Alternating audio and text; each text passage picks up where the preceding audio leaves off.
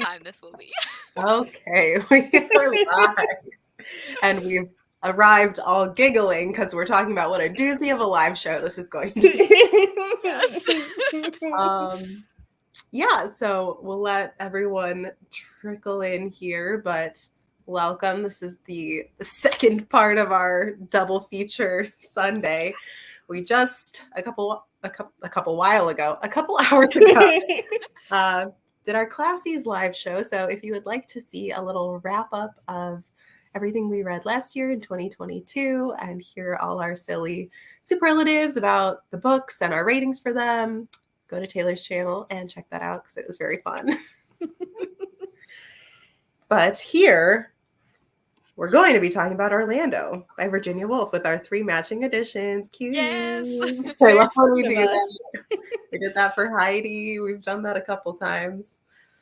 And Zooey Mama. Yeah. The very first thing I said to Kara when I opened StreamYard was, I regret picking this because I think it's just too intellectual for me and I don't feel fully prepared to host this discussion. So we're going to be talking about a lot, but it's going to be a lot of the traditional Julia non-question questions of like, here's a topic, tell me your thoughts. Oh boy. Hi, Nana. Nana's here. Hi, friend. So I will right off the top here share the like content warnings. Some of these are for the book specifically. Some of them will come up in conversation. So, geez Louise. Okay, so just sorry, just so big and broad. I'm like just straight up racism. Okay, there was a use of the N-word and I don't know if there's like a concise way. The slur for the Romani people that we have stopped using as a society. Just general ethnocentrism, words, centrism, Orientalism, sexism, lots of isms. Lots of isms. Yeah. One. And we'll get into that. But before we do, let's just introduce ourselves. So ladies, if you just want to go around, share who you are, where we find you on the internet, what you do there, and then as a fun prompt, tell me one of your favorite books of 2022 that you didn't read for Past It Classics, since this is our first live show of the year. Nice. Gotcha. Okay. Kara, do you want to go first? Sure. So, hi everyone. I'm Kara. My channel is Wild Book Garden. I am also still on Twitter.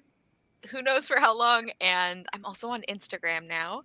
I read a lot of everything. I always talk about like that's very important to me in terms of like genres and age ranges and kinds of stories, and it's just something I really enjoy. And one of my favorite books I read last year, I'm not going to pick the one that I think Julia's going to talk about because I think we have a couple of like overlap favorites. But I was like late to the party with this one. I feel like everybody else has already read Firekeeper's Daughter by Angeline Bully, but it's absolutely incredible. Like I not only have I never heard a bad thing about this book, but I don't think I've ever heard like a less than glowing review of this book, and somehow it still exceeded my expectations. Like the craftsmanship of the characters, like it's such a compelling story. I'm not like a big mystery thriller person, but I was so engaged. I love our main character with my whole heart and soul. Yeah, I degenerate into like just word vomit when I try to talk about it because like Angeline Bully's mind is incredible. I'm gonna have to add it to my list. Yes. So I'm Taylor from Page Screen Taylor. I don't post that actively, but you can find me on Instagram at, I believe it's at Page Screen Taylor, and on Twitter at Page Screen Tay, Tay. And I usually, when I do post or when I discuss books, I tend to lean more towards classics, romance, and adult sci-fi fantasy. And for my favorite book last year, it's going to be a tie between Tomorrow and Tomorrow and Tomorrow by Gabrielle Zevin. tie in terms of like pure craft versus pure enjoyment. Sure. So tomorrow for pure craft. It's a really well written book. It's excellent. It takes place in the same area I'm in, so it was really cool going like, I know that. And the other one for just pure enjoyment was The Perfect Couple by Ellen Hildebrand. You know I love her. I talk about her all the time, so I'm not going to go too into it. But it's a murder mystery set on Nantucket because everything she writes is set on Nantucket, and it's a bunch of rich people. And the day of the wedding, someone finds the maid of honor dead, and so you sort of have to figure out like, because everyone has a motive, so you have to figure out like who is the killer, and it's just really good. It's a lot of fun. Saucy. I'm intrigued. Yeah, I quite liked it. Yeah, Ellen Hildebrand is just, she's a summer read, I would say. Yeah. Unless you're Taylor, then she's an all year round read. Eternal summer. Yeah. And I'm Julia. We're here on my channel, which is Shakespeare. Oh my God. Shakespeare in touch. Shakespeare in touch. I'm a 1940s detective in my spare time. That's the accent. Yeah. Shakespeare and such. And my Instagram is the same. But I also run our Past It Classics Instagram. So and it's beautiful. Thank you. I am spending a lot of time on Canva, but having fun doing it. So yes. That's the important thing. So be sure to follow all of us. Yes. I'm assuming the book that Kara thought I was going to mention, not that this question is spur of the moment, so I didn't have a different book that I was going to mention, but when you said that, I was like, what book does she think I'm going to talk about? But I think it's probably The Beautiful Ones by Sylvia Garcia, which is one of my favorite books, obviously. Oh, Milena's here just to shout out Orlando. She's here to shout out her favorite book and threaten us. Okay. Which reminds me, I literally haven't even rated it yet. So I should do that before we get to that part. But it's so good. The Beautiful Ones is like low fantasy. Well, technically it's high fantasy because these countries that they're living in don't exist, but it feels like a historical fantasy. Yes, that's how I would describe it. But the places aren't like real geographic places, but they basically have real world, like, you know, they'll name a place and it sounds like South America or whatever, Europe. Yeah. And it's just lovely, and there's telekinesis and a love triangle and pining and yearning and boys. And yeah, Sylvia Moreno Garcia just never misses. Truly. Yeah. That's where we're at. Let's do another little roundabout here where we talk about your familiarity with Miss Wolf. Have you read any of her stuff? Have you read Orlando? What did you know going into this? And also, what did you rate it? I have to do my own math, but carry on as I do that. Do you want to start, Taylor? Whew, okay. Like, question. Like, do I? Hi, Margaret. Hi, Margaret. Oh, that's so we sweet. Love you too. A little bit of motivation before. Oh, wait, I gotta do it like they do nowadays, like a young person. How they do it now? What? No, this is the old. You got to do your fingers. That's like a K-pop thing, right? That's how it started. Or no, that's this one. Well, it does make a more accurate heart shape. It only works if like you have long, beautiful fingers and not very short ones I have. Okay, well, anyways. I feel very like it's like it is awkward to do, I will say. Yes. So in terms of Virginia Woolf, we have a very interesting relationship. I've read Mrs. Dalloway, I would say maybe 1.5 times. I couldn't get through the first half. The second half I could, and she is a beautiful writer, absolutely beautiful writer. She really knows her craft well, and I think I would need to read some of her essays because I think that's where her talents lie. And her style of writing, which is not stream of consciousness, despite what a lot of people label Mrs. Dalloway as, and Orlando, it's not necessarily stream of consciousness, but it does read very slow because there aren't a lot of natural stopping points and periods. It's just a lot of run-on sentences. And while beautifully written, I just have a hard time like concentrating. And I feel like Orlando had a bit of the same issue. So because of that, Virginia Woolf and I have just, I don't think we are meant to be together ever. And in terms of my rating of Orlando, I don't know. I'm thinking maybe 2 stars. I wanted to like it. I think it has a lot of like interesting things to say on gender and sexuality and like just feminism, but it's a very white colonist upper class take on feminism that is very limiting. And usually like racism or anti-blackness doesn't bother me in books, but for some reason in this one it was just so weird. And I was just like, in front of my burrito. Actually what happened, I was eating a burrito and then spoiler alert, the N-word just drops out of nowhere, and I was just like, Yeah. We were like minding our own business, and Virginia's like, "Hey!" Let me just slap that in there. Yeah. But I think maybe 2 out of 5 stars. That might change, but I think that's where I'm settling. Yeah, and I'll say, interrupting my actual question that I posed for all of you, I think for me, like what was most jarring about that very seemingly random instance of that word was that like earlier in the novel when she's like seeing the puppet show of Othello, she was like, or she was he at that point, he was like relating and being like, I feel what he's feeling. I'm the person doing this. And so I was like, okay, like not the best way even like talking about this play. And obviously like the beginning of the story was its own thing. Yeah. But I was like, okay, so maybe we're just like turning a corner here, and then absolutely not at all. So no. Like, oh, it got worse. Okay. Virginia, it's Black History Month. What are you doing? In February, Virginia.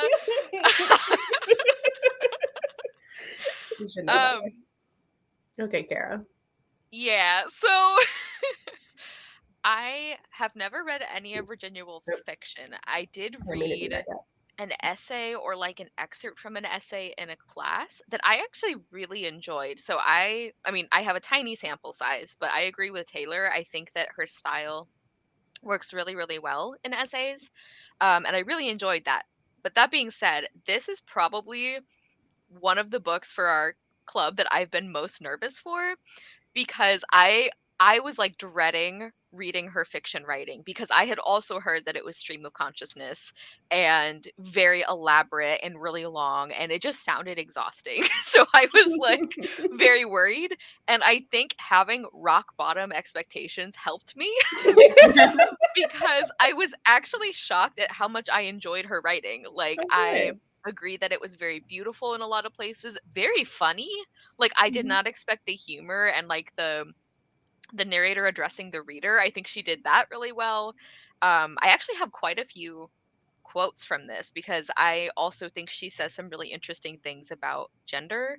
And even just like the way that Orlando functions as a character, it's like it's a great opportunity to talk about the societal like expectations of like men and women. And obviously like it's a very, as Taylor said, restrictive white colonial view of feminism, but I do think she says some interesting things there. I was shocked this started in Elizabethan England. Like, and I was like surprisingly along for the ride with like all of these different time period things. But yeah, big caveat was like the racism. Like, oh my goodness. Every time she mentioned a black person, I was so uncomfortable. There's that whole section in Turkey that I was like, can we not? Yeah.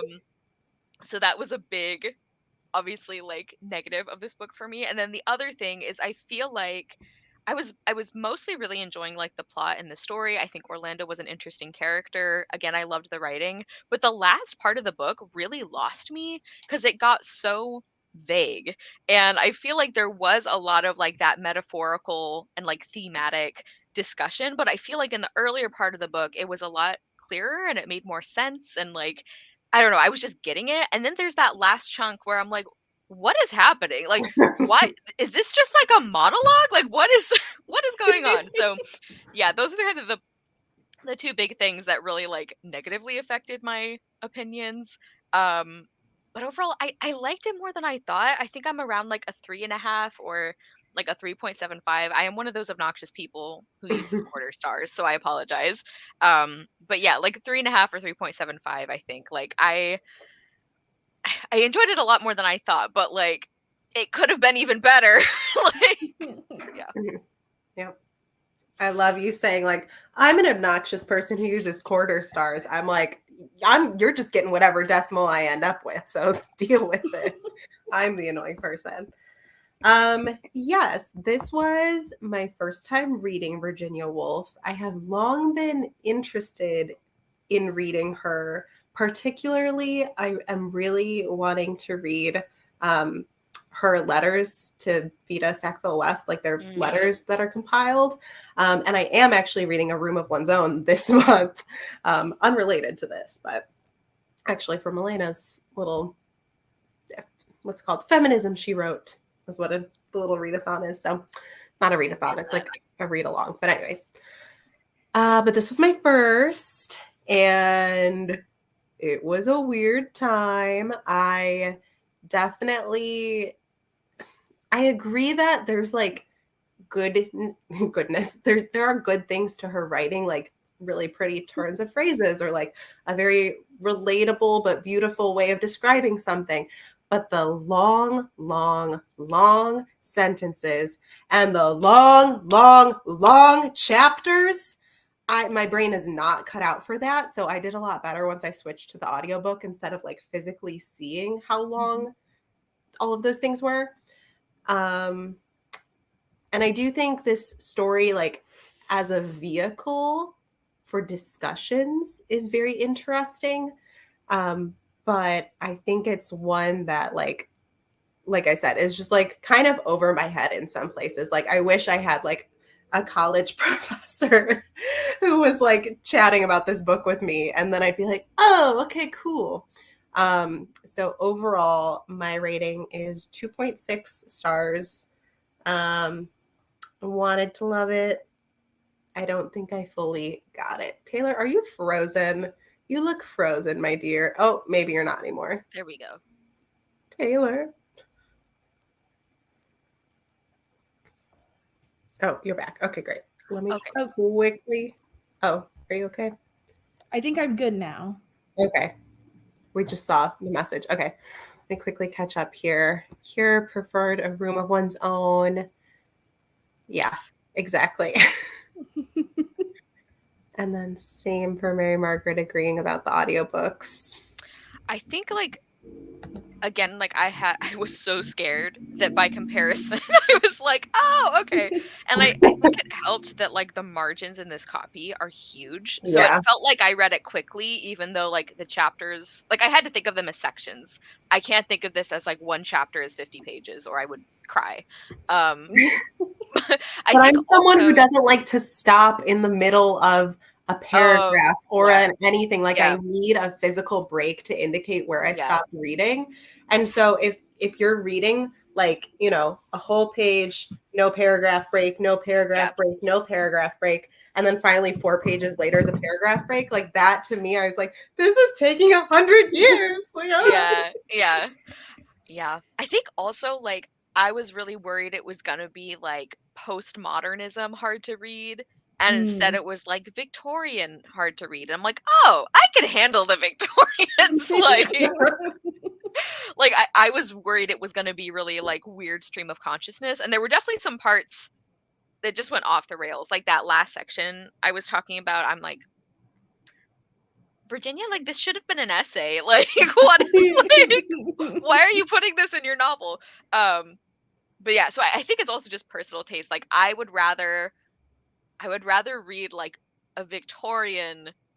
I know she's not Victorian, but like that style of like dense and hard to read than like whatever I was afraid it was going to be, you know, postmodernism or whatever.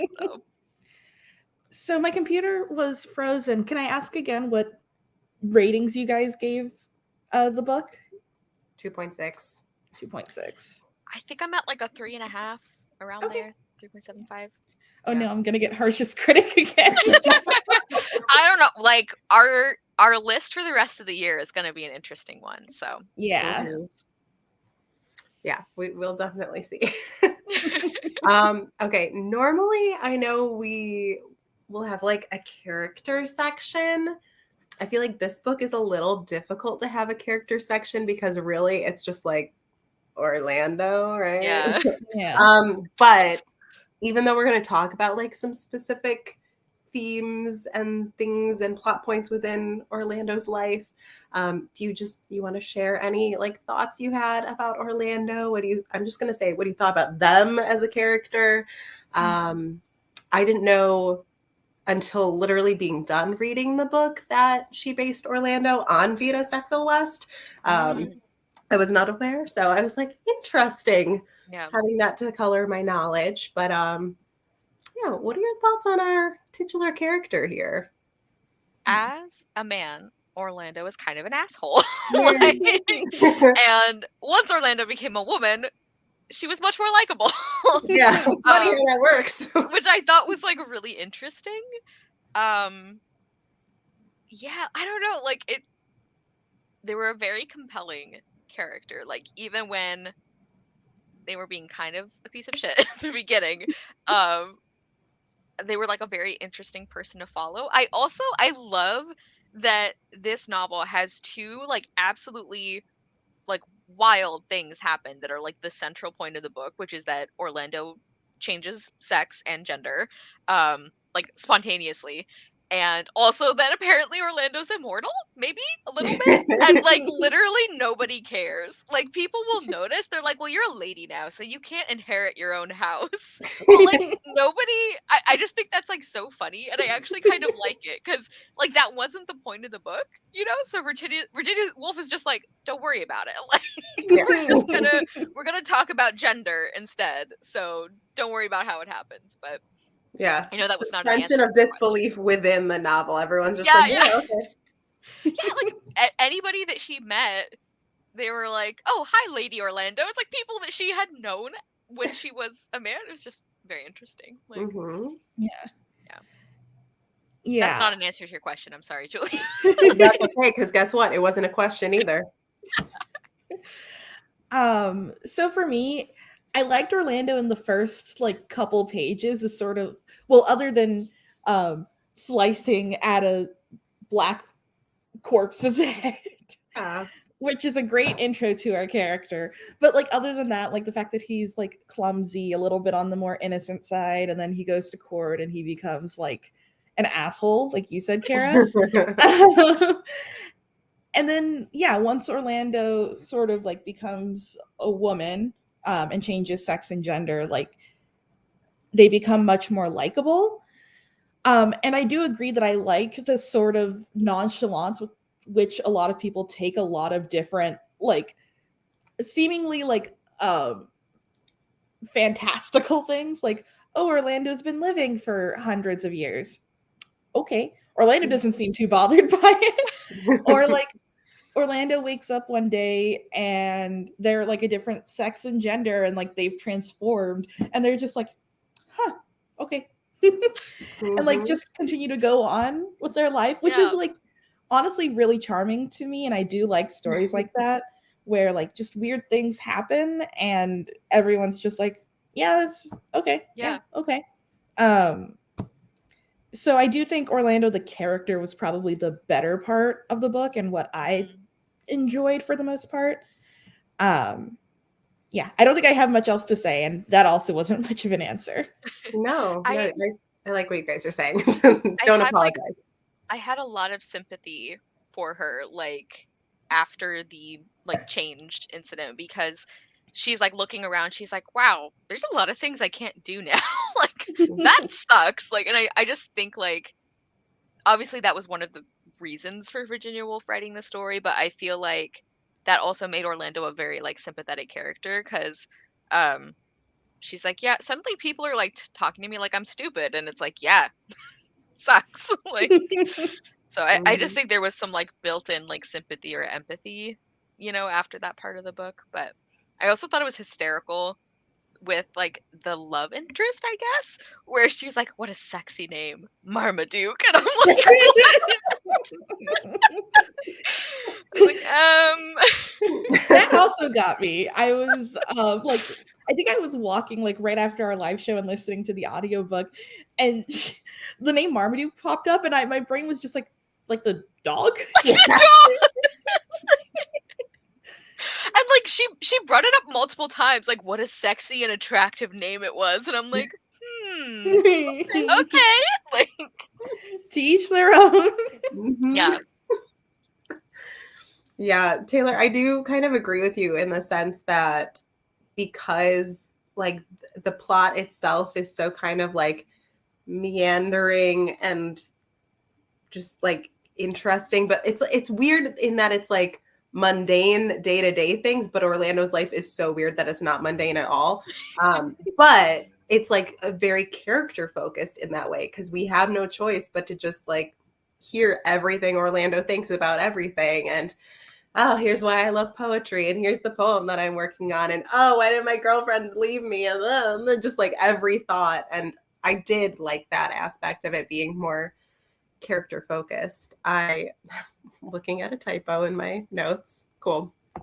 Um, and I agree with you as well, Kara, in that earlier in the book, well, okay, didn't have a great first impression of Orlando. I started to like Orlando once he was with his like Russian lover because I was like, this is a fun, spicy plot line. It made me yeah. miss reading War and Peace a lot. Oh, Ice skating and the Russians and the princesses. And so I was like enjoying that. And I think overall, Orlando, like as like the sort of like lover poet archetype thing, like I vibed with that. I like yeah, that sort of character. So I was like, okay, cool. But I liked Orlando a lot more when he was a she. And I think it was, I don't know if it was just like, again, that like sympathetic piece or if it was just the way she was like viewing things differently at that point. But yeah.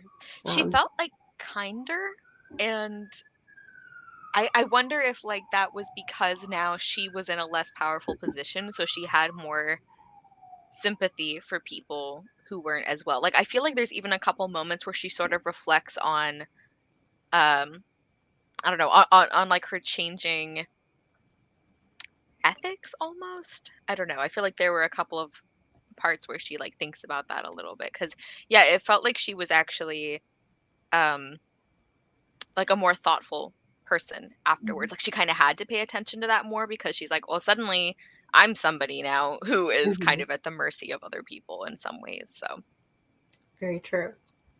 We're going to put a pin in the gender discussion. We are going to come back to it. But one of the other characters I wanted to briefly talk about, like specifically, and then we can talk about whoever else you want if you guys have strong feelings on anyone, is Sir Nicholas Green. What an interesting character. yes. Again, a non question, but I just, to me, and Sir Nicholas felt like this sort of caricature of like the literary critic, because it's like, Mhm. oh, things are always better in the past. It will never be good anymore. And then even though we see him in the future with Orlando, like hundreds of years later, he's still bemoaning about the same thing. And he's like, oh, we used to have all the greats and now all these writers are terrible. And it's like, but that's what you were saying. And you, Yeah. what? So it just like it kind of felt like a pointed thing to me where she's like, yeah. Yeah, I thought the commentary on like the literary canon was really good. Um yeah, Taylor, I don't know if you wanted to start on this one. No, other than like You're like, no. No. no, I mean like you can go first. I was just like I also like that it seems like what's his name? Nicholas Green. I don't know Yeah. why I cannot remember names You did today. this one. You got it. Yeah. um I do find it interesting that he also just sort of seems to be immortal or time travel or something. And it once again, no one's like seems too concerned about it. Yeah, he and Orlando were like, "Oh, hey, how's it going?" I would have been a little freaked out, but okay. Like, yeah. Long time no see. Like, Literally. Hey, what up? Centuries. Shakespeare was walking around the last time we hung out. How have you been? Like, yeah. Yeah. Isn't life Um, crazy? yeah. I like so we have like Nicholas Green, I feel like is kind of the vehicle for like, yeah, that discussion of like, oh, the classics are always better. But it's funny because like the people who he used to call the upstarts are now like the classics that he's whining about, which I love. I think that is like so true. But I also feel like it's an interesting contrast because Orlando, I mean, we see Orlando kind of like get a little bit disillusioned with that idea of like the sanctity of like print and everything, which I thought that was interesting too. It's like, yeah, she's used to books being like special or more special, like Mhm. not a lot of people have them, and I thought that was interesting. But I thought like compared to the Nicholas Green thing, Orlando is kind of like the character and kind of the book is sort of like romanticizing past culture as opposed to like literature. Like even when the narrator is talking about how like the weather used to be different, and like when it would rain it would like storm, and now it's just like drizzles. Like I thought that was really interesting because I feel like with Nicholas Green we're clearly supposed to be like, okay, he's being ridiculous, but with Orlando I feel like the book is kind of like playing it straight. I don't know, like that's the impression I got, is like the way the story is told is like, oh, things were better or more interesting. Life was more full in like the olden days. So I Mhm. don't know. I guess That's it's also part of like the nostalgia thing where like people tend to look back on the time they yeah. grew up as like, oh, the best time. Like, if you speak to someone who's older, they're like, oh, back in the 60s, we were great. We worked hard and like we had the best music and the best movies. They don't make movies like they did back then. Yeah. And it's like, yeah, it feels like it's better for you in that time because that's when you were forming all of your like opinions and your identity and sense of self. So it makes more sense that you would look back on that time with fondness as opposed to remembering all the other stuff that was happening in the 60s in my example, like Yeah. a war, Yeah. or Yeah. in Orlando's case, that great frost that happened. Yes. Like, Yeah. you're just thinking about the good parts. Yeah, Mhm. that's a good point. Like Orlando did have, like, that would make sense if like that was a nostalgia thing kind of talking. Mm-hmm. Um yeah. Good point. I Oh, like great. it. Because I You just like threw it. that out Yeah, and it stuck. So Yeah. there. that's all you That's a good need. point. Um, does anyone want to specifically talk about any other characters? I kind of have a general question about Orlando's like romantic interests through the story, but I didn't plan like one-on-one time to talk about them. Did you want to talk about anyone? Not really. um, I will say, and it's not a big part of the book, like it's barely like a few pages, but the weird like thing he had with Queen Elizabeth, I was not a fan of Queen Elizabeth's characterization in that, and how it seemed to sort of be like, oh, she was so old and she wasn't beautiful anymore. And Yeah. she was so jealous of Orlando being with all these young, pretty girls. Yeah. Mhm. And like, I didn't obviously I don't know the real Queen Elizabeth. She's been dead for so long. Maybe she was like that. But it also sort of just I was like, okay, Virginia, we can treat her a Yeah. little better than this. Yeah. Yeah. Yeah. I feel like that part was maybe supposed to, like, because Orlando, the way Orlando as a man thought of women That's was true. not great. So I Yeah. wonder if that was maybe like intentional. Because I feel like after Orlando, I'm gonna say transitions, even though that's not really what Yeah. happens, but like after Orlando transitions, I feel like she is much fonder of Queen Elizabeth in her memory. Like she kind of sees her as part of like, oh, the good old days and everything. But yeah, like there were a lot of parts where Orlando the man was like thinking of or describing women, and I was like, ew. Like why are you doing this? I mean, even near the end of the book when Orlando's a woman, like she gets a glimpse of her like Russian girlfriend. She's like, ugh, she got fat now. And I'm like, Yeah. what? Like why Right? did we need this? Like yeah. Yeah. Now that you mentioned that, like the scenes with Queen Elizabeth were probably just sort of taken from Orlando's point of view, that makes a lot more sense to me. And I'm no longer as bitter with Virginia Woolf about this specific. This specific internalized Only this misogyny. point. Yeah. Like we have a lot of beef otherwise. Yes. This is also, I guess this is kind of a character thing. I thought that scene right before Orlando becomes a woman was so bizarre. Like I thought it was metaphorical. There was like the spirit of like chastity and like whatever the other Yeah. ones were. And I thought, I was like, okay, is this like symbolic, like thematic? Like, is this not really happening? But I was like, it was. And then later they're like, they gave Orlando a dress that didn't fit. And I was like, what? So that's like not a character like discussion point. I just was like, that was bonkers. Like, what? Like, because up Yeah. to that point, I feel like most of the book had been, even though it was like there was weird stuff, it was like at least clear that things were actually happening. And then I'm like, what is this like dream sequence with the muses? Like, what is Yeah. And I felt like it, obviously Orlando, I don't know if I would call it a full-on fantasy, but there are a lot of fantasy elements in the book. But with the world we're given, I think the fairies were just a surprise, because like we have other things like Orlando transforming from one sex to the other, and you have like him living for like years on end.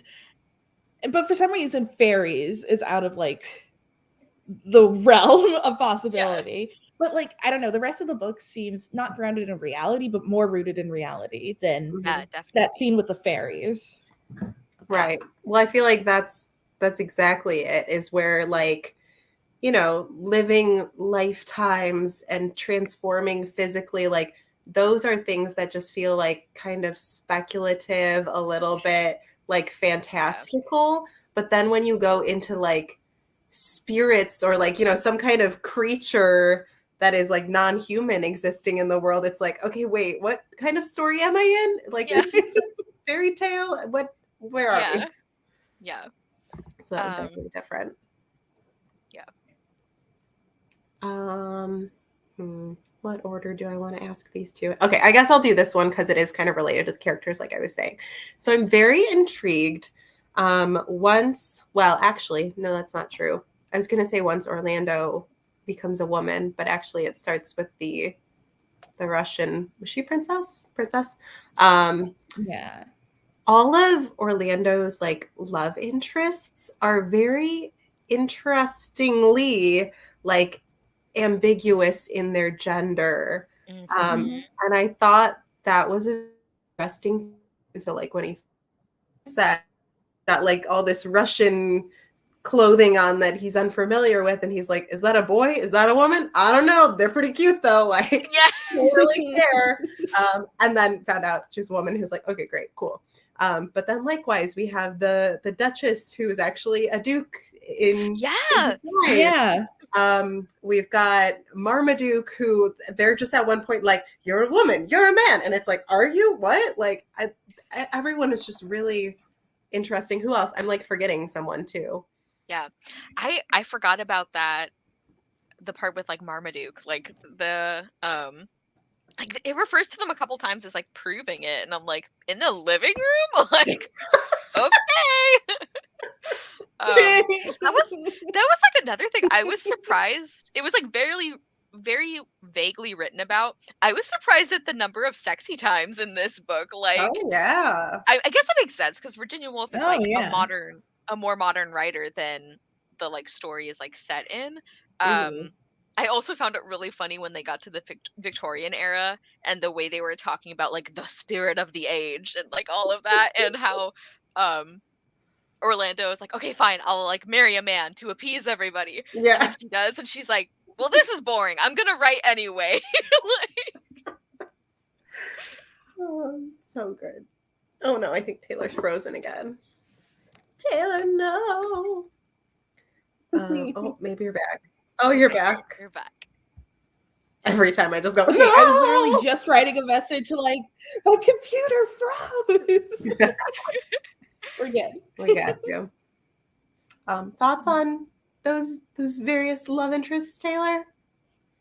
I also just thought that or I liked that just like how Orlando changed gender and sex, like that is also not entirely dwelled upon, or like Mhm. a strict opinion isn't always given on that or an explanation. And it really does sort of tie into not just Orlando's journey, but just the entire book's themes of like gender and sexuality being like very fluid, like not just across, well, I mean, not just across people, but like through time too. Mm-hmm. And that's one of the things I do like about how this book takes place over the course of like a couple centuries, is that you also see how gender functions throughout these different ages. Mm-hmm. Yeah. And in conclusion, gender. I like what you said, Taylor, and it made me think of that part where like Orlando, I feel like they didn't use like years until the very end, but I feel Mhm. like it was maybe end like right before the Victorian era. So the end of like the Edwardian, I guess that would be. No, that's not correct. Doesn't matter. Anyway, Okay, we believe you. you know what I'm talking about.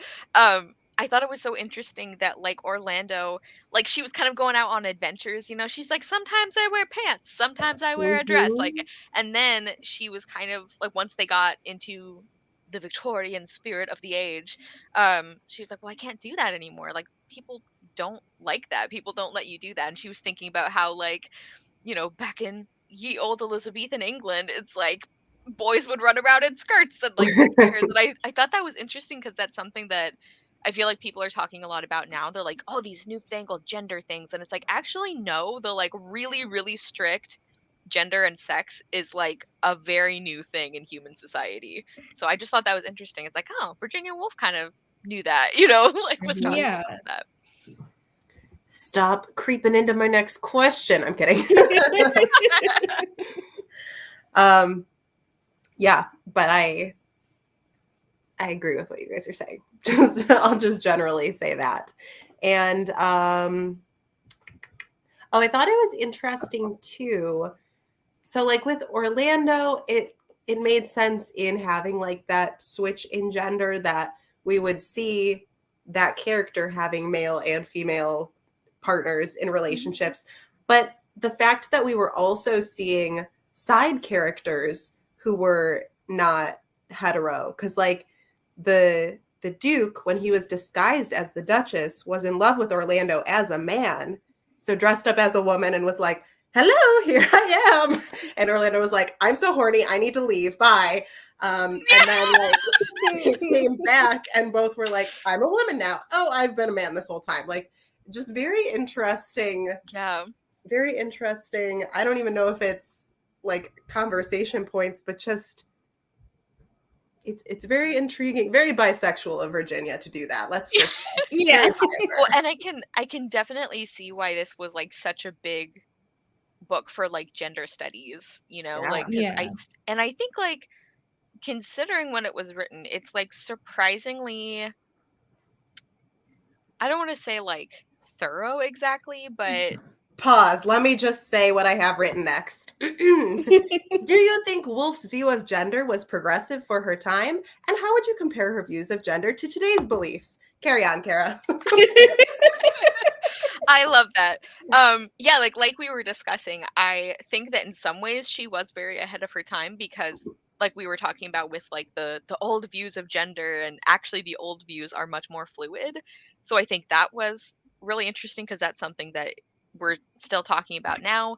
Um I even feel like even though it is a very binary discussion, you know, it's like Orlando is a man and then Orlando is a woman. I do think that with all the changing back and forth, she does kind of talk about just like gender nonconforming in general, which I think is interesting. So there were like honestly more parts than I expected that were progressive, you know, about gender. Like I kind of went into it thinking it wasn't going to do that very well, but I mean, it seems to be much more like thoughtful and nuanced in that than I like maybe expected. So Mm-hmm. Yeah, I agree with what you said, Kara. Like, it's a lot more progressive than you think would come out of something written in 1928.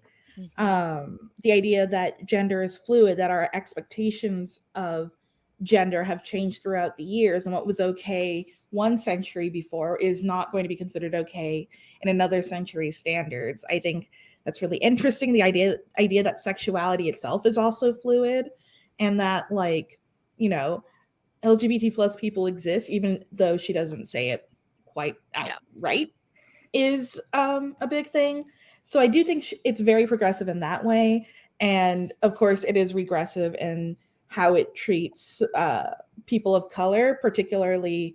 You know, Virginia is known as this great feminist writer, but like the women of like who are black or the women who are Romani are just not treated well at all, or not even really given space to sort of explore gender the way Orlando has been.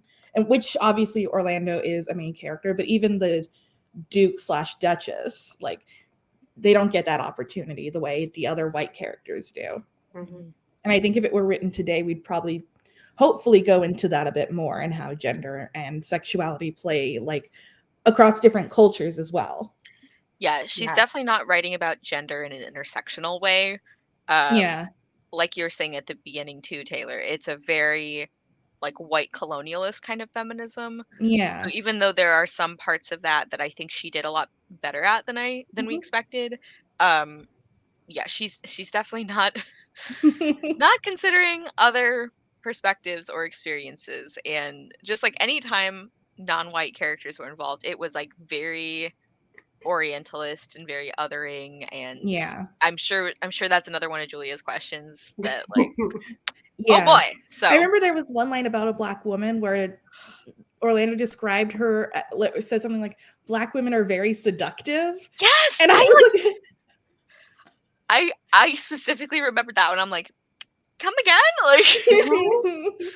it's I like was like there was adjusting my AirPods, like, did I hear that yeah, right? yeah. It was like there was like no, not that it would be like okay if there was like a story reason for that character to be in the book, but it was like there was no like explanation for why Yeah. we even had this moment. Like why did we even have to, like, Virginia, just don't write about black people then. Like Yes. Don't. I promise you just it's fine. don't. Like literally cut out the paragraph no one's going to notice Yeah. and we'll move Yeah. on. Yeah. I will say also, one of my issues with Virginia Woolf is that she tends to be like, if not classist, very upper class focused Mhm. in Mhm. her writings, like with Mrs. Dalloway and with this. And I know I haven't read A Room of One's Own, but I do feel like that's usually the criticism leveled at A Room of One's Own. The idea that Mm. will be fine if she has her own space to be creative Yeah. and work, without realizing that a lot of poor women don't have access to their Right. own space and their own opportunities. Yeah. The only place I really feel like she dealt at all with like lower class women was like Orlando's kind of like girl squad.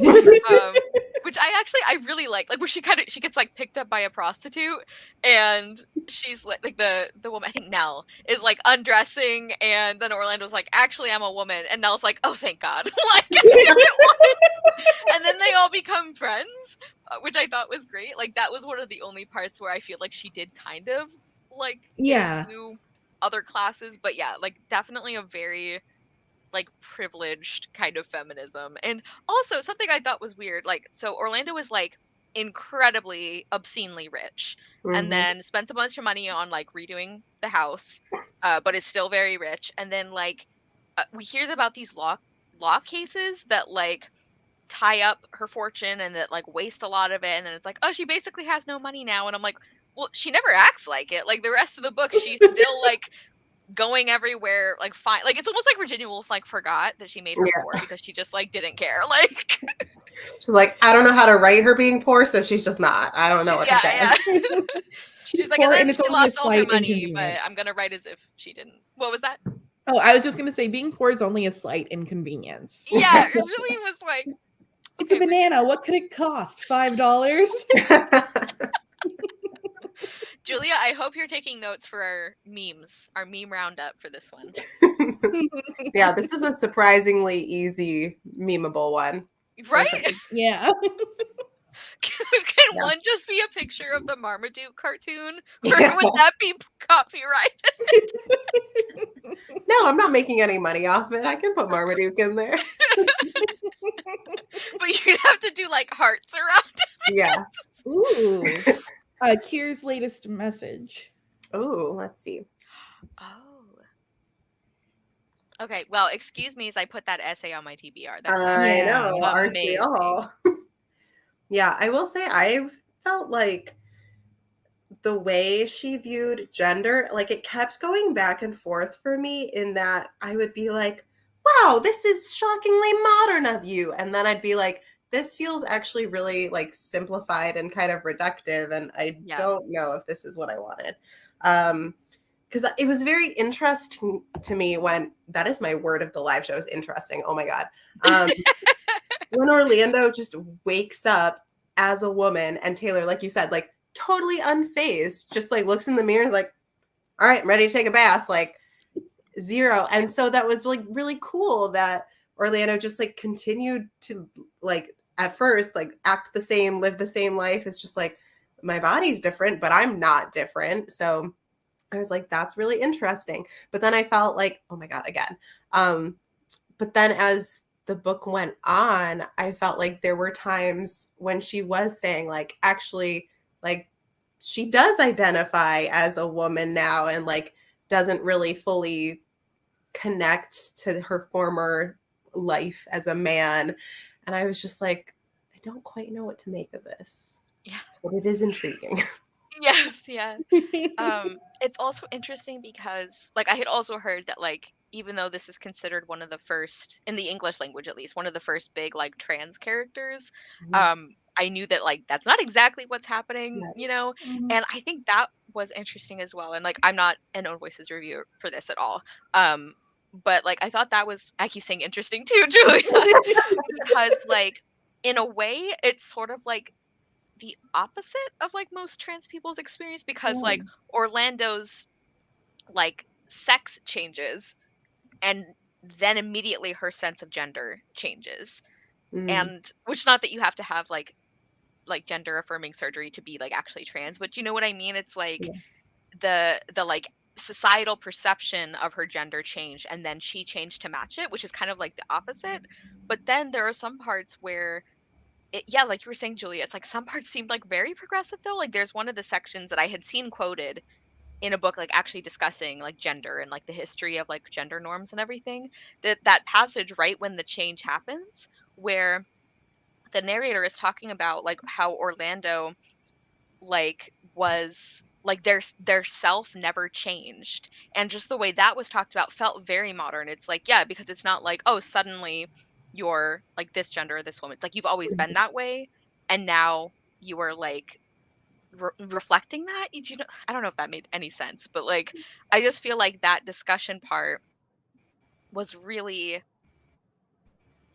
much more similar to how these discussions would happen today mm, than other parts of the book. So yeah, it was a very like up and down kind of thing. Because then there's also those parts where like it felt like it was very stereotypical where like we get hints that maybe parts of Orlando's personality are changing. It's like talking about how she's more like timid now because she's a woman. of And it's like, course. well, that's not great. But then there's those parts where like it was it seemed to be saying that like that was because of the way that society treated her and how like now she has to worry about things that she didn't before, so yeah, she's more timid. So I don't know, Yeah, Virginia. Yeah. the I mean, part what you brought. Oh, sorry, Julia.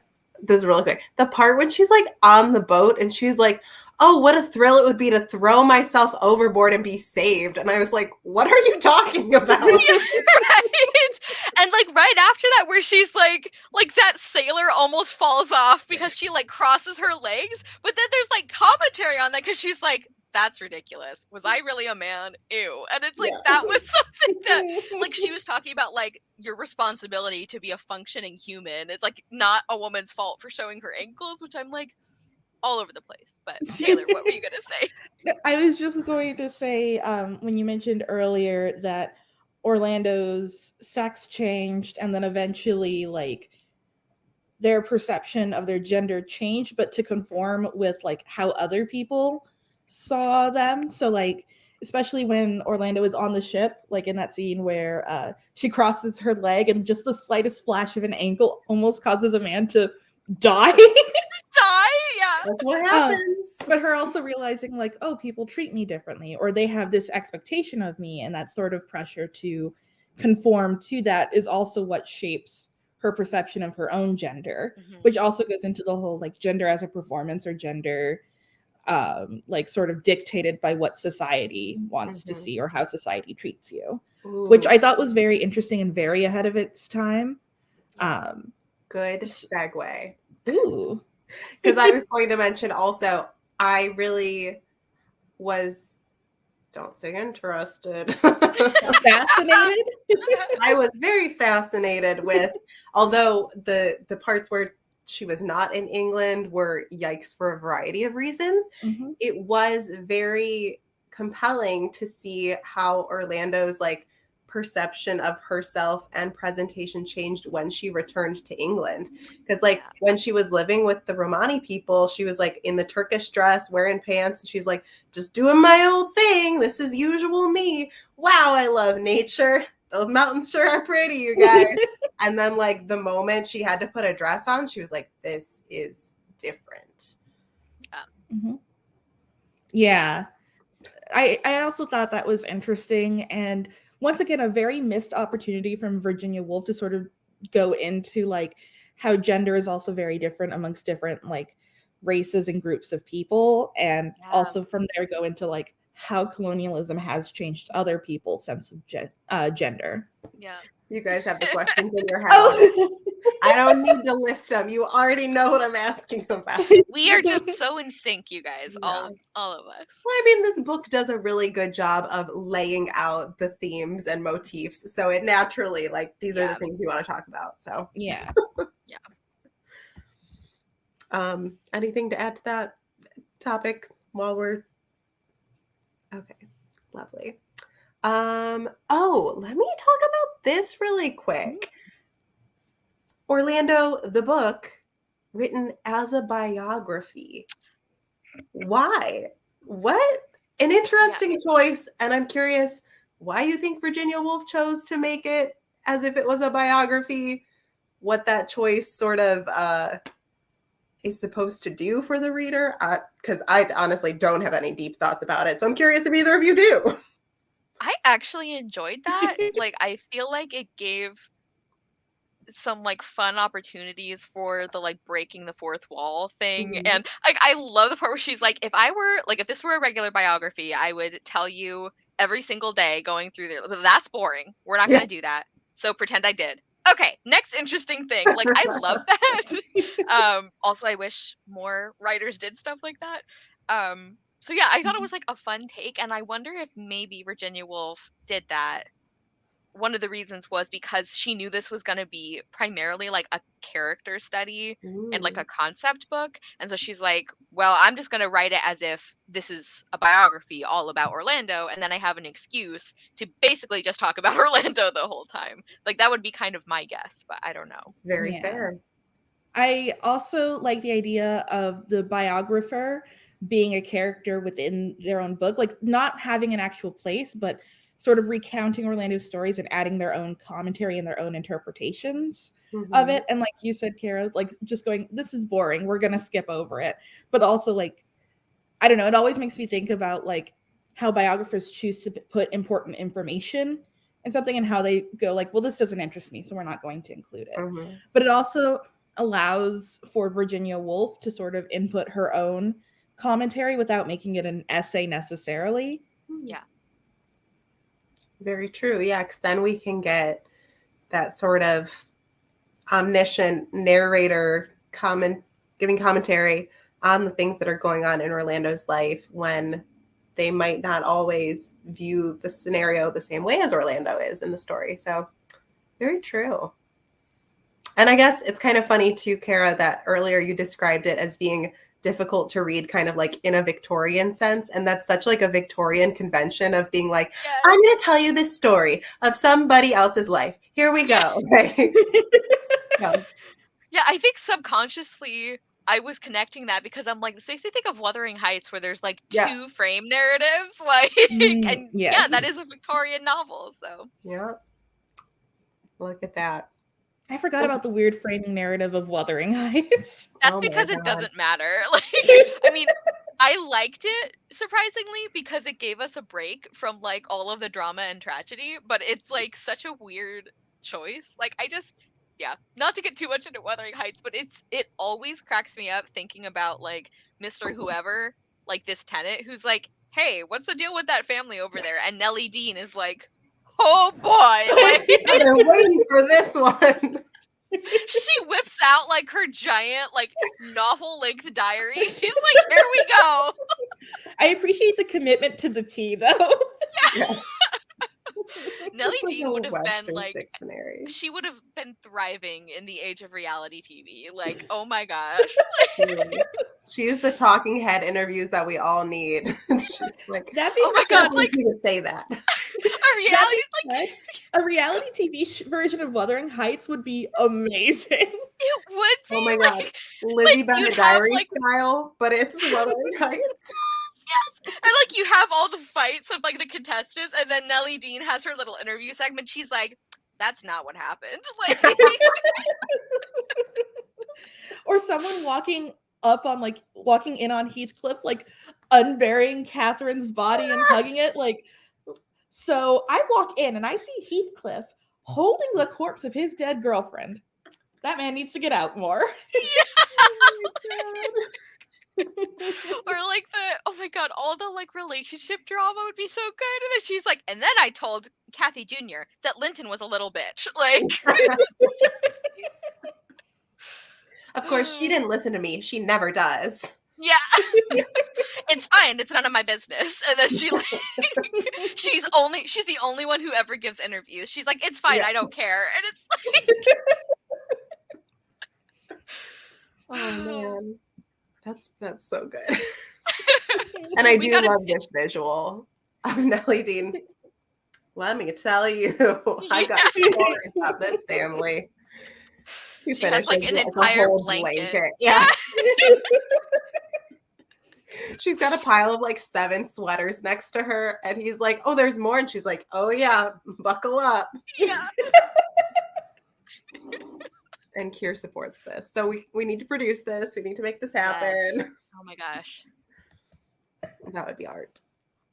Okay, I have one final non-question, which is I would just like to talk a little bit about Orlando the poet and the oak tree, a very prominent metaphor and motif in the novel.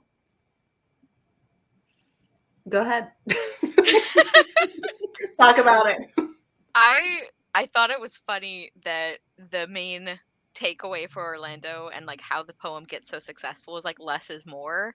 And the book is written in a very like over the top flowery way. It's like, okay, Virginia, take your own advice. That's like my only thought, really. Less is more for the other writers. More For is those more for other, me. yeah. Less is more Yeah. for the plebes. I will say I'm a sucker for the sort of writer working for, in Orlando's case, literally centuries on the same piece to try and like, Yeah. I don't know, make it work or like see if they can reinvigorate it or something like that. I don't know. That's always a sucker thing for me. I fall for it every time, and just like having these life experiences and going like, I'm gonna write more about this in my oak tree. like Yeah, journal. I was gonna say journal. it kind of was like, Yeah. yeah. I also love the way that fit in with, um, like Orlando's love of literature and kind of like Mhm. reverence for it, and I thought that was really beautiful. Like we were talking about how, in some ways, Orlando can be like a very like sweet, almost naive character, and I like that part of that was, I don't know, like the specialness of storytelling in books. I thought that was very cool. Yeah. Yeah. I really liked that it was like his first work, his first poem, and then literally like as a woman kept it in her bodice. So it was like close to her heart, like literally and metaphorically. Like that's so sweet. And yeah, it was just a good thread throughout the novel, I thought. It was like every time they brought up the oak tree Yeah. again, I was like, oh yeah, tell me about it. How's it going? Okay. That's all I have. If anyone has any like other thoughts that are just on your brain, you can share them now, or we can dive into quotes. I mean, I think we pretty much covered all the yikes parts. That was the Yeah. only that was the only other thing that I was thinking about, which we kind of talked about in other Yeah. questions, but It's one of those things that just sort of gets woven into the other like right. questions. I Yeah, know. it's like Mostly yeah. me, where I'm like, Virginia wrote the N word and it was weird. I know. Yeah, Well, and that's like the thing too, is like I didn't even feel like I had a coherent question to ask about like the racism because I was like, I don't even feel like it had a point in the novel. Like it No. was yeah. just there, unfortunately, probably because of who she was as a person. So Yeah. Yeah. like there was like no depth I could Yeah. imbue. I was like, it's bad, it's there. We need to address it, but I don't know what Yeah. to say. Yeah. Well, I mean, that's and the like thing too. Taylor Oh, said, sorry. Go ahead. oh, sorry. I was gonna say, like you said, Taylor, it came up in other questions, so like it was part of the discussion. But what were you Yeah. gonna say? And well, like I was saying, I agree with you, Julian, that there isn't a point because this is just who Virginia Woolf is. I don't think she was like, oh, it's going to show like how people were during this time or something. I'm Mhm. like, no, this is just who she is. Just Yes. you. Also, I did remember one more thing I wanted to say. It's not a question, but if you have anything you want to add, you can. Um, I was saddened. I was very disappointed. I thought because she mentions Shakespeare so much like willy-nilly throughout this book, I thought it was going to have a lot more Shakespearean influence. We start in Elizabethan England. Yeah. Orlando is the name of a character from As You Like It. Like Yeah. there's and that play has like cross-dressing in it. So there's just so many things where I was Yeah. like, oh, she's really going to be drawing on Willie, and she even put Othello in the beginning, and then she like Yeah. gave almost nothing, and I was like, what is the point? You're just name dropping him, and it's like serving no purpose. Yeah. It's like cool story. You needed more Shakespeare. Like Yeah. I, I agree.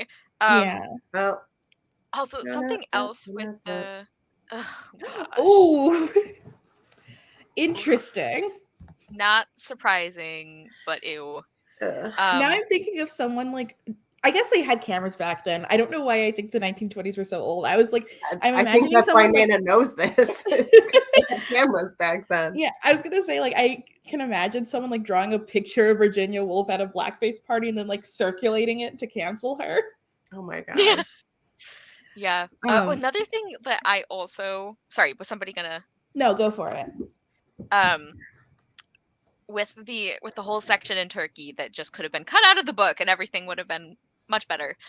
One of the other specific things that I absolutely hated about like the part where she's hanging out with the Romani is there are like multiple references to like Orlando just like is so like theoretical and like metaphorical, and she's just so focused on beauty, not like these like peasant people, these Mm, ignorant farmers who only live in the present moment. Like it just was very, again, colonialist, very like Mm-hmm. non-white people are like lazy and like simple-minded, and like that was like one of the specific things that I remember, besides just like the general language used and like the orientalism and everything. So that wasn't really like a thought or a question either. I just was like that happened, and that was also terrible. Like, Yeah. I hated that. And that was something where, like, she did try to make it part of the story. She was like, this is supposed to show that Orlando is just so above other people. And I'm like, Yeah. can we not? Yeah, it's just a 17-day. Yeah, someone painstakingly like hand painting like this like gossip rag, like Which, yeah. okay, not specifically about this scenario, but that is kind of wild to think that, like, before they could take photos with cameras, like, to spread gossip, you would literally have to, like, draw an illustration. It's like, that means nothing. Like, you can draw anything all the Yeah. time. Like, I could Yeah. draw a picture of Virginia Woolf getting abducted by aliens, and does that mean she was? No, it's just like, But you see, Yeah. you drew it though, so why yeah, would you and I draw a drew lie? it, and I put it in the paper. So You it's think somebody true. would do that? Just draw lies? Like It's literally the National Enquirer of, like, the 1920s. yeah, yeah. Yeah. Well, and like that's why like political cartoons were such a big deal. Mm. Like publicity was just so different then. Like I remember like I when I was reading a lot about like the women's suffrage movement in the US and also partly in England, one of the things they were really worried about was like the way that they were like cart not cartoonized, caricatured in like the newspaper things that people were reading, because like that was where people got their like visual information. So even though it was like not an actual thing that happened, it's like, oh well, they drew like some of the suffragettes like I don't know what was one of the things that they did, like flirting with people to try and get them to vote or something like that. Oh, And it that's was like scandalous. yeah, and it was like stuff that like never happened, Yeah. but it was like a problem for them because it was like in the cartoons. Like yeah. Don't you love too that that's just like a classic damned if you do, damned if you don't kind of thing? Because it's like, if women want something and they're like flirting and like charming people to get it, ooh, then they're using their womanly wiles. But if they're like making an eloquent point and fighting, oh, you're being too much like a man. It's like, Yes, what are you exactly. supposed to do? Yeah.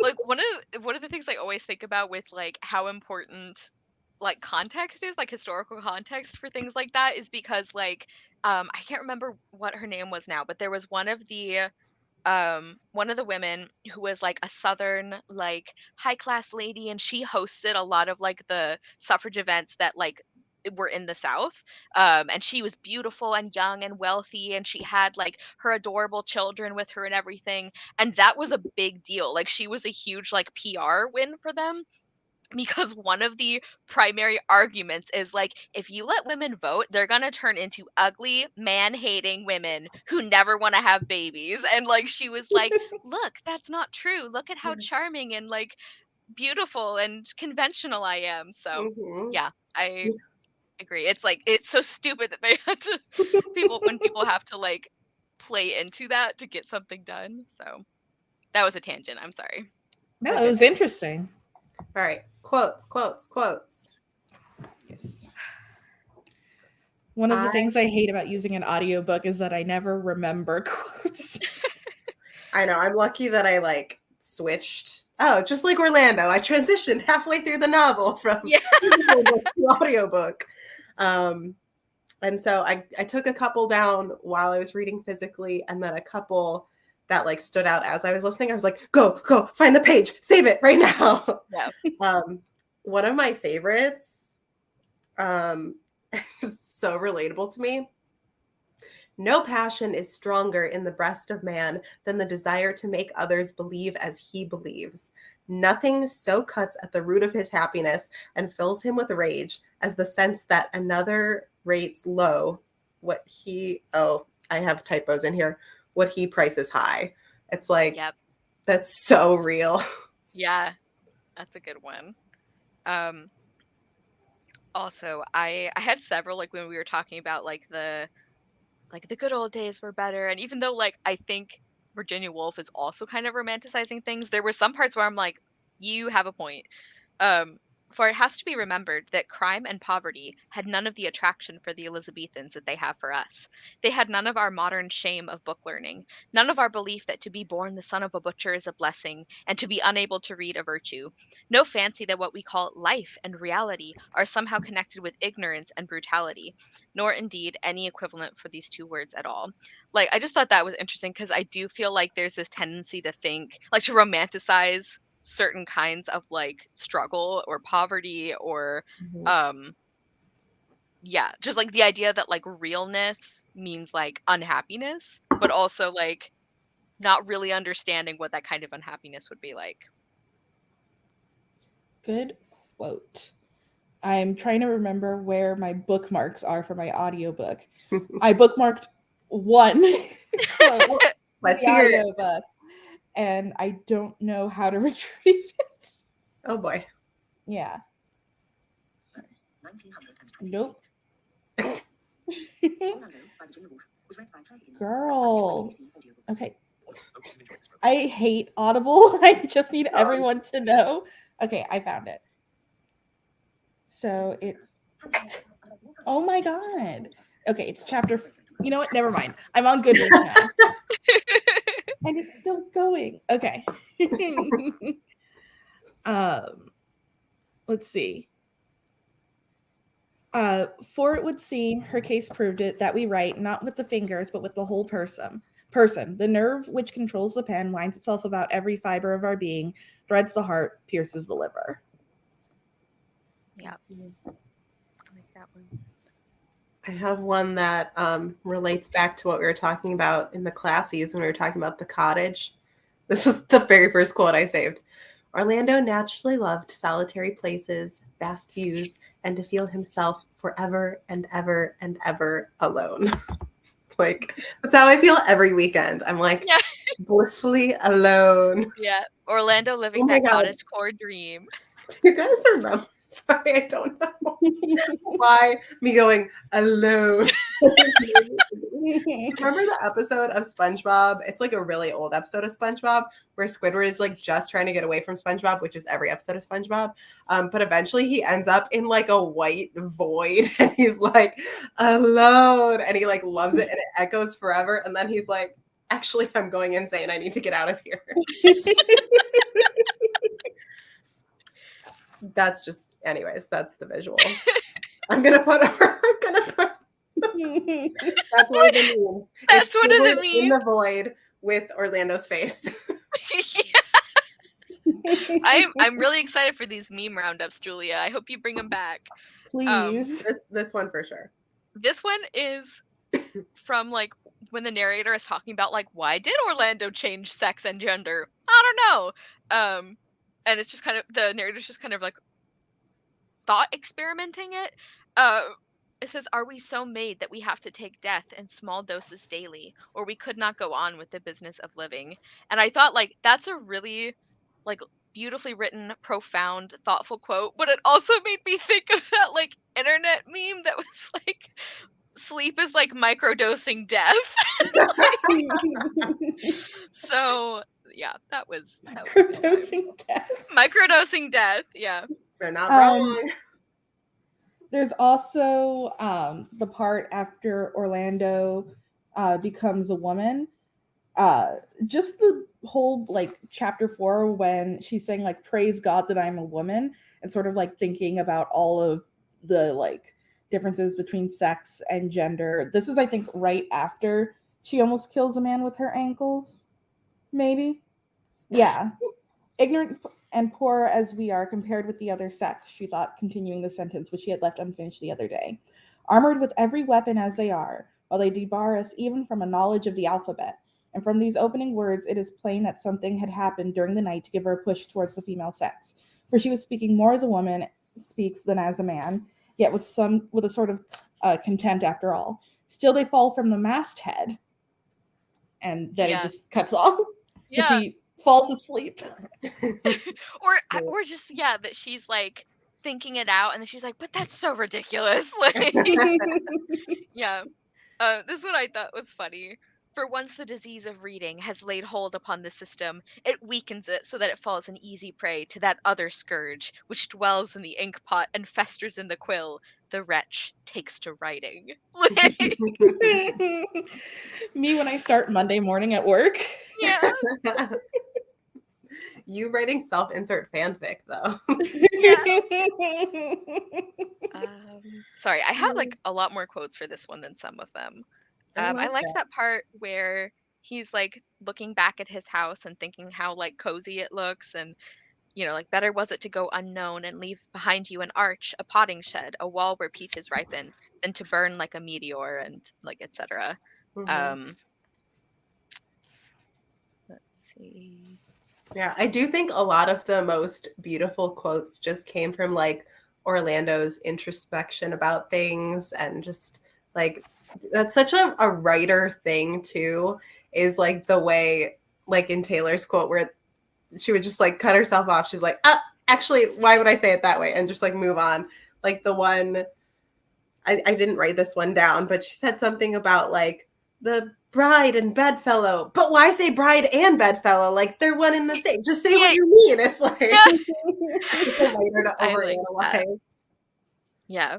This was like so also on the ankles drama like that Taylor was talking about. Like this is one of the parts where I'm like, okay, like I feel like Virginia Woolf is saying some things here. Um Showed an inch or two of calf. A sailor on the mast, who happened to look down at the moment, started so violently that he missed his footing and only saved himself by the skin of his teeth. If the sight of my ankles means death to an honest fellow who, no doubt, has a wife and family to support, I must, in all humanity, keep them covered, Orlando thought. Yet her legs were among her chiefest beauties, and she fell to thinking what an odd pass we have come to when all a woman's beauty has to be kept covered, lest a sailor may fall from a masthead. A pox on them, she said, realizing for the first time what, in other circumstances, she would have been taught as a child, that is to say, the sacred responsibilities of womanhood. Mhm. That was really good. I feel like chapter 4, because that's in chapter 4, right? I feel like that was probably the Thanks. strongest chapter for me. Yeah. Yeah, and I love this section right like I think pretty soon, yeah, it's like the next page where she's talking about like when she gets back to England and she like all she can do is like pour out tea and ask my lords how they like it. Do you take sugar? Do you take cream? And mincing out the words, she was horrified to perceive how low an opinion she was forming of the other sex, the manly, to which it had once been her pride to belong. To fall from a masthead, she thought, because you see a woman's ankles, to dress up like a Guy Fawkes and parade the streets so that women may praise you, to deny a woman teaching lest she may laugh at you, to be the slave of the frailest chit in petticoats, and yet to go about as if you were the lords of creation. Heavens, she thought, what fools they make of us, what fools we are. Mhm. I liked that one too. Yeah, especially like the education thing, lest she laugh at Yeah. you. I'm like, yep. Mhm. Um, yeah, this is another one kind of similar vibes. The man has his hand free to seize his sword. The woman must use hers to keep the satins from slipping from her shoulders. The man looks the world full in the face, as if it were made for his uses and fashioned to his liking. The woman takes a sidelong glance at it, full of subtlety, even of suspicion. Had they both worn the same clothes, it is possible that their outlook might have been the same too. Hmm. Mhm. Kind of like you guys were talking about with like the clothing connection with gender. Mhm. Yeah. Kara, you cherry picked some good quotes this time. There were some good ones, yeah.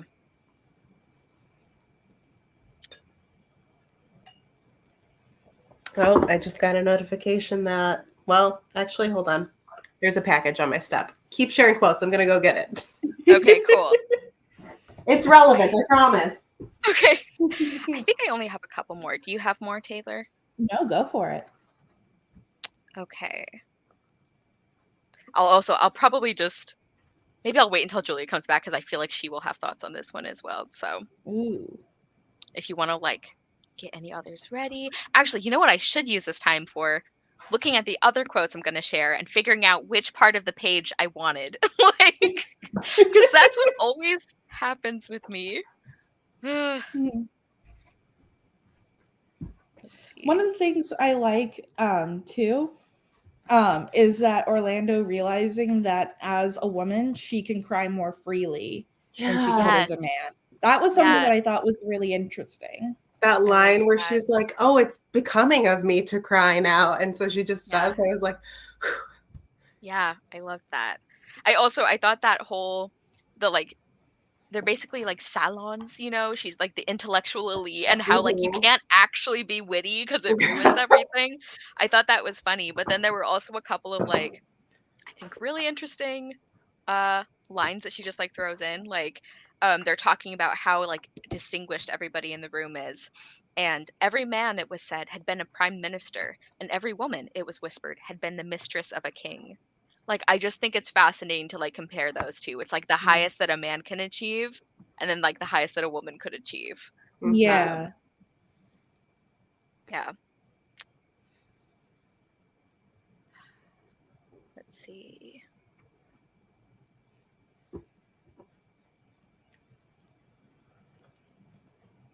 Mm,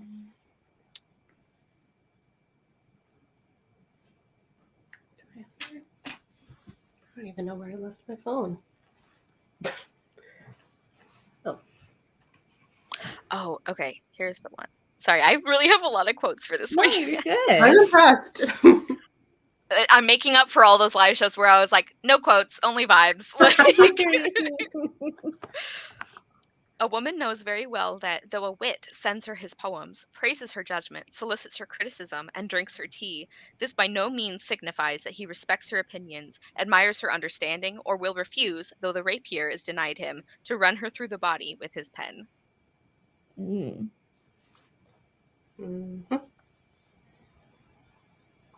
Okay. Oh, all right. I love this one too. This is when like Orlando's hanging out with her girl squad.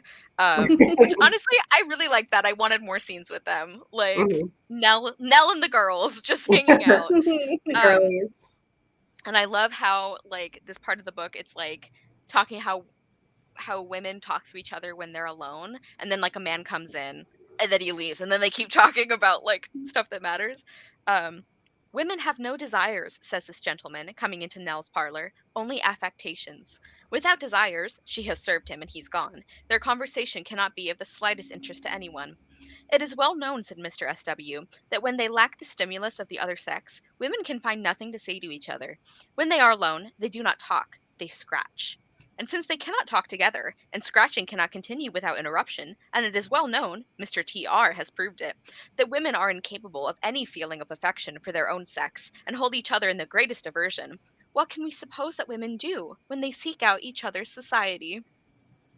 I I love mean, that. look at the three of us just holding each other in the deepest aversion right now. Right. Like I love that because it really pisses me off that when people act still today like women are just nastier, like women are so catty and like Yeah. you can't have friends who are women, and it's like even Virginia Woolf in 1928 was fed up. Like, Mhm. So true. okay, last quote, you guys. Oh my Finally at the end. I'm really sorry. No, you're choosing really good quotes. Thanks. I mean, I didn't write them, but thank you. I'm like, yeah, I did a great job, didn't You I? take off your mask and you've been Virginia Woolf this whole I'm time. Virginia. No, no, hopefully not. Tara's like, no, I don't own that at all. Yeah, never mind. I do not claim her. This was the one that we were talking about with like the like moment of. Oh no! This is not the moment of transition. This is one of the like other parts later. It says Orlando was a woman. Lord Palmerston had just proved it. And when we are writing the life of a woman, we may, it is agreed, waive our demand for action and substitute love instead. Love, the poet has said, is woman's whole existence. And if we look for a moment at Orlando writing at her table, we must admit that never was there a woman more fitted for that calling. Surely, since she is a woman, and a beautiful woman, and a woman in the prime of life, she will soon give over this pretense of writing and thinking, and begin to think at least of a gamekeeper. And as long as she thinks of a man, nobody objects to a woman thinking. And then she will write him a little note, and as long as she writes little notes, nobody objects to a woman writing either. I love it. Like, I just, Mhm. Yep. yeah. Some parts of this were so good, and some parts were not. Like, anyway, that's the end of my quote extravaganza. I really appreciated it. So thank you. Ooh. hiccuping. Taylor, do you want to bring up what we are reading this current month as it is February? Yes. So I guess as a bit of a break from the racism of Virginia Woolf, we're going to be reading Women, Race, and Class by Angela Davis. Oh, that's the copy I have. Me Yay! too. All good Although match again. immediately after I bought it, I saw an edition that was so beautiful, and I was like, I should have bought that one. So Is it hardcover or paperback? I don't know. I saw it online.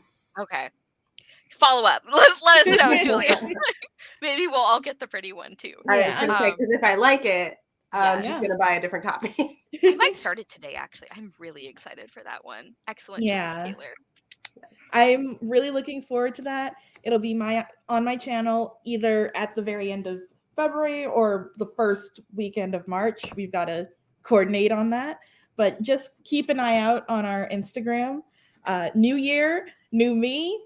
You guys have been really great with promoting this year.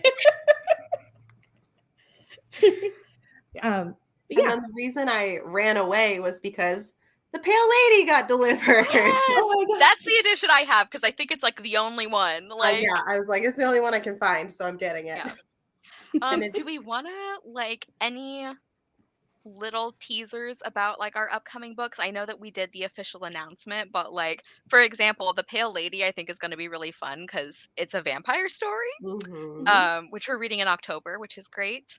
And it's been a mixed bag with Mr. Alexander Dumas. It sure has. Oh boy. Like but like I'm thinking of how like this one and then the one that we're doing right after, which is Poor Miss Finch. Hold on, right? I gotta have it. It's right here. I'm thinking of how it like has your favorite trope in the entire world, Julia. So I don't know if you want to sell that to the people, but yes, gladly. So in April, we're reading Poor Miss Finch by Wilkie Collins. And this is about a blind girl, well, a blind young woman, she's not a girl, who like falls in love with her neighbor, but then his brother comes from America and is like, well, I'm going to make her fall in love with me. And drama ensues. And I will say in researching this, I think we're going to have some interesting discussions about race once again. Oh no. But in a different way.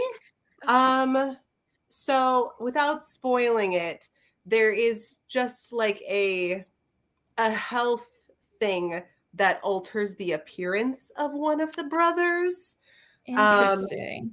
Okay. And I guess it becomes a potential problem. We'll discuss it in April. Looking forward. But this also love triangle, right? The brothers? Yes, with brothers, yeah. Like, no love triangle. Probably no brothers. No. Knowing Angela Davis, I don't think so. Yeah. It's funny because I was excited for, like, I was just very intrigued by the Pale Lady because I'm like, I don't know that I've read a vampire story from this era that wasn't like Bram Stoker's Dracula. I don't think they were in the same era specifically, but like around that time. And then like as I was looking at it, I was like, oh, we gotta pick this one for Julia. Like, it's what I deserve. And it's very short.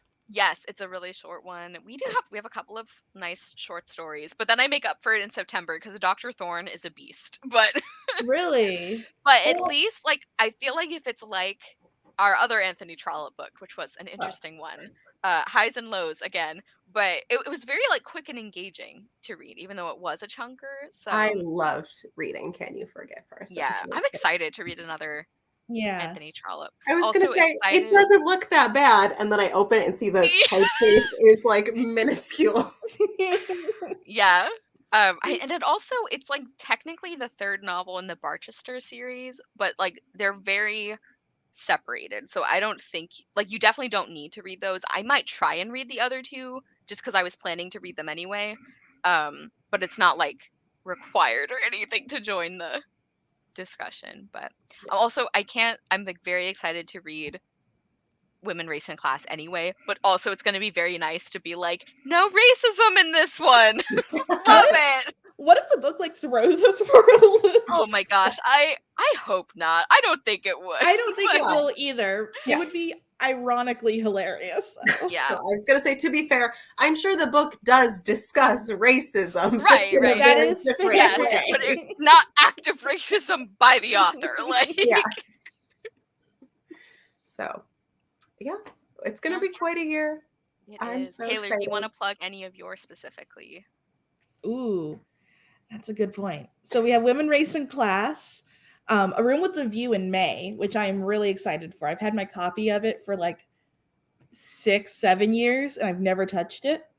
We also have 100 Years of Solitude by Gabriel Garcia Marquez, which I'm looking forward to, but I think I'm more looking forward to the discussion because I think it's going to be very divisive. Mm-hmm. And of course, Slaughterhouse-Five by Kurt Vonnegut. I've read Cat's Cradle before, and I really liked it, and I heard Slaughterhouse-Five was good. Kurt Vonnegut is a bit of a freak, and I mean that in the best way. I don't know what you This is a bit mean of a by that. A freak in the best way. Okay, we'll see. You know what? Like I was saying, I'm nervous for that one, but I did really love a short story by him. So maybe it'll be a surprise hit. Yeah. Listen, I'm open-minded about Kurt Vonnegut. I haven't read any of him. It's just I can't fathom. The book is set in a war. It's about war. And so my brain goes, not going to like it. But I'm Yeah. sure it's going to be more interesting than just like battle scenes, which is what my brain associates war stories with. Yeah, I will say Kurt Vonnegut isn't really a battle scene kind of guy. Yeah. So it might be okay. And Kier is going to bring the spice. Yes. Ooh, As per usual. yes. I don't even know which live show specifically you mean. I hope all of them. I think the 100 Years of Solitude one probably. Yeah. Also, I just want to point out that she said how we will read Virginia Woolf simply through Kara's quotes. Yeah. You're welcome. That's how to do it. And Sarah's here. We were supposed to Well, buddy read Orlando together, and we failed miserably. when you're done, Sarah, let us know your thoughts. Because we had some. Sarah, I highly recommend switching to the audiobook. It was a battle. It was an uphill battle. Okay. I think we're here. I think we're at the end. So thank you all so much, everyone who joined us in the chat. Kara, Taylor, for your immaculate input in the discussion, as always. For the people watching this back later, you rock too. Make sure to follow Past It Classics on Instagram and both my hosts, Sarah's scared. And on that note, we're going to leave. Bye.